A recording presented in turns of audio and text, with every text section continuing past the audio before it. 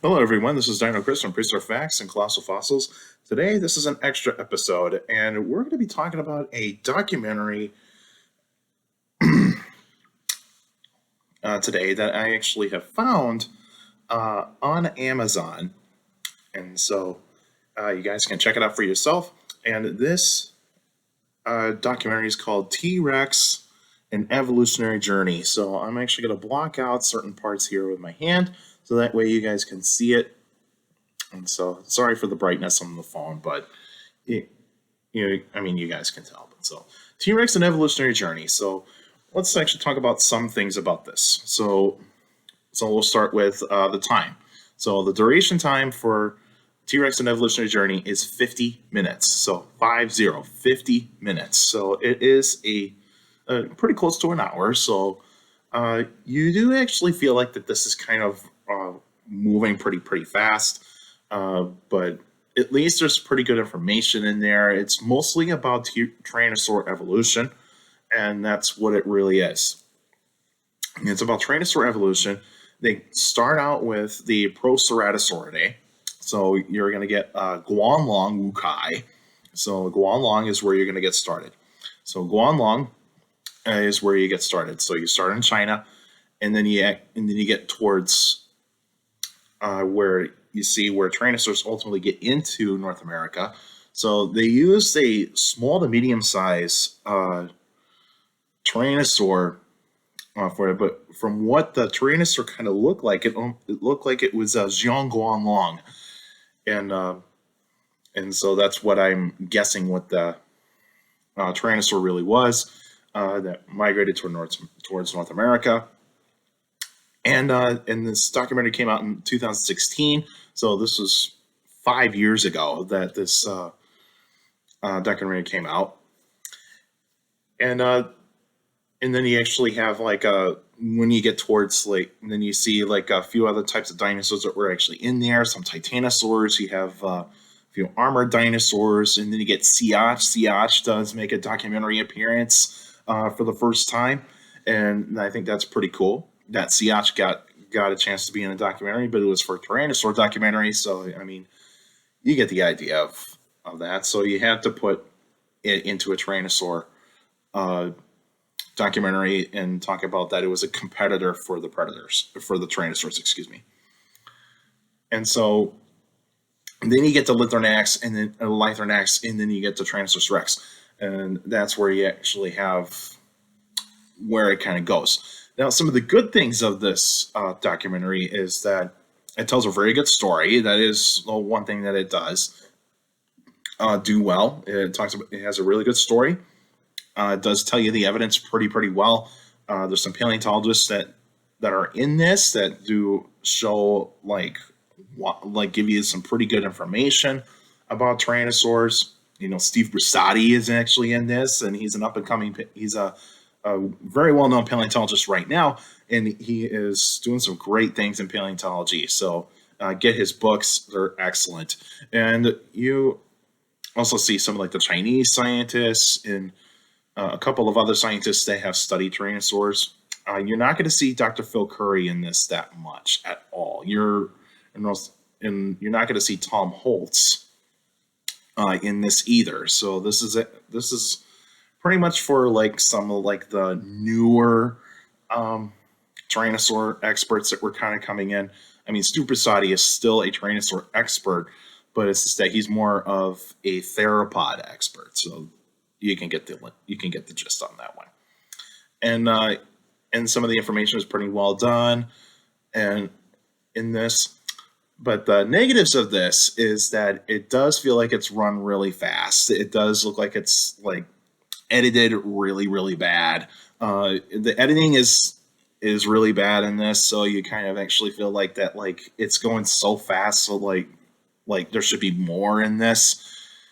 And the duration is kind of short, so I think if you're going to do a documentary about Tyrannosaur evolution, I probably would say maybe make it at least an hour and a half to 2 hours, because you're going to cover more ground that way. So the duration time is a little bit short, is kind of short.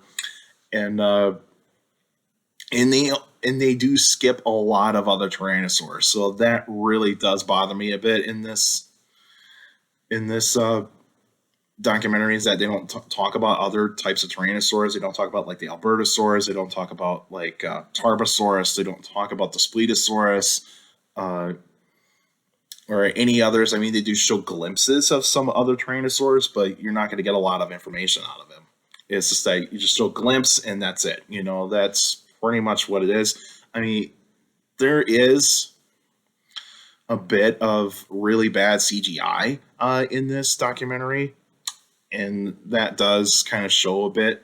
But even though some of the landscape is still really, really nice, you show the landscape of what it was back in the Cretaceous and even in the late Jurassic, and you do feel like that the dinosaurs are poorly designed for what they were going to be looking like. I mean, Guanlong looks okay. Guanlong looks okay. Zhang Guanlong kind of looks a little weird with its skull.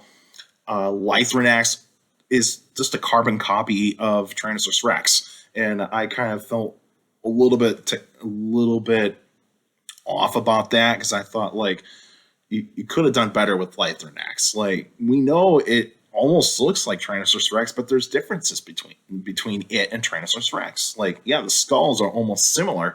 It's just that the design of the skulls are a tad bit different. Like, Lythronax has got a little bit more narrower snout, and the bite force is not as powerful as Tyrannosaurus Rex, and also it's not as muscular as Tyrannosaurus Rex. So I don't understand why you need to make it almost look like Tyrannosaurus Rex, but they just use the model of Tyrannosaurus Rex to be like Lythronax, and that kind of did bother me a bit. Tyrannosaurus Rex looks shrink wrapped. You know, they still use the Jurassic Park model of Tyrannosaurus Rex, which is fine. It's just that try to make it a little bit accurate. But I mean, at that time, 2016, there wasn't too much going on of actually like putting in a little bit more body fat and making the animals look more realistic. It's kind of hard to argue that and all that sorts of stuff. But I mean, still, you have some good things in this documentary. It does give out good information, does tell a good story. What I improve upon is make it a little bit longer and just show other types of tyrannosaurs that were around. You know, not just show like Guanlongs, young Guanlong, Lythronax, and Tyrannosaurus Rex. You gotta at least show some other types of tyrannosaurs, and not just show glimpses of them. Just show like, here's some differences between them and Tyrannosaurus Rex. You know, that sort of thing. Just at least do that, and probably make the CGI a little bit better. But still, this is still telling a great story. There's good information in there. Some of the information is dated, but you can get the idea. You can get past that. But it is still a fine documentary. In terms of how I would rate it, I'll give it 3 out of 5. I think that it could have been a little bit better. There were some parts in there that were poorly edited. There was some bad CGI in some parts, but I mean, at least you get some pretty good information, a really nice story. So if you got Amazon Prime, it is free to watch. You can watch it for free. If you're not a subscriber to Amazon Prime, it is still free on Amazon. You can still watch it. You might still get the ads, but it is still not too bad to watch. And I think it is also on Curiosity Stream, if I remember correctly. But if you're not a subscriber on Curiosity Stream, just watch it on Amazon. It is not too bad to watch on there. But at least it'll actually give you a quick documentary on that. But anyway, that's my review on T.rex An Evolutionary Journey. And so let me know what you think of it. What do you think about T.rex An Evolutionary Journey, the documentary on Amazon? So feel free to let me know in the comments section. And next week would be a Q&A episode. So if you got any questions about dinosaurs or any other prehistoric life, feel free to email me at dinochrist71@gmail.com, or just go to my Facebook page, Prehistoric Facts with Dino Chris. Like the page, you actually post your questions in the comments section. Please don't put them on Messenger. That's for private conversations. Just put them in the comment section. And also for YouTubers out there, like the video, subscribe to the channel, and stomp on that bell so that way you can get weekly notifications of every video that does come out. And also feel free to put your questions in the comment section, because I do read them all, and your questions do matter, and you can get a shout out on me in a video kind of like this. So that'll be pretty cool for you guys. And make sure you keep your questions short to the point. And also, according to my analytics, a lot of you that are checking out my channel are not subscribed yet. So please like the videos, because that means the world to me, and also keeps the channel going. And also subscribe to the channel, and also share the videos. Share the videos to anybody that is interested in dinosaurs or any other prehistoric life that could actually use this. And yeah, so yeah, feel free to do that.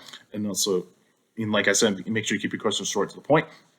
You can also follow me on Instagram at dino.chris.pf. I post pretty cool stuff on Instagram. You also can follow me on Twitter at CSGRAL. It's our Twitter page. I post pretty cool stuff on there as well.